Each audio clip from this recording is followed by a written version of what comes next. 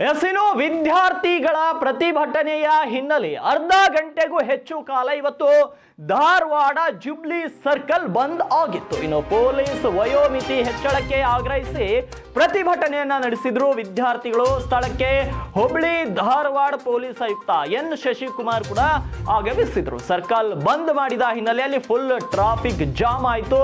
ಸುಮಾರು ದೂರದವರೆಗೆ ನಿಂತಿದ್ದು ವಾಹನಗಳು. ವಿದ್ಯಾರ್ಥಿಗಳು ಪೊಲೀಸ್ ಇಲಾಖೆಯಲ್ಲಿನ ನೇಮಕಾತಿ ನಡೆಸಿ ಮತ್ತು ವಯೋಮಿತಿಯನ್ನು ಹೆಚ್ಚಿಸಿ ಅಂತ ತಮ್ಮ ಬೇಡಿಕೆಗಳ ಈಡೇರಿಕೆಗೆ ಆಗ್ರಹಿಸಿ ಪ್ರತಿಭಟನೆಯನ್ನು ನಡೆಸಿದ್ರು. ಪ್ರತಿಭಟನೆಯ ನಿಮಿತ್ತ ಇವತ್ತು ಸಿಟಿಯಲ್ಲಿ ಫುಲ್ ಟ್ರಾಫಿಕ್ ಜಾಮ್ ಕೂಡ ಕಂಡು ಬಂದಿರುವಂಥದ್ದು.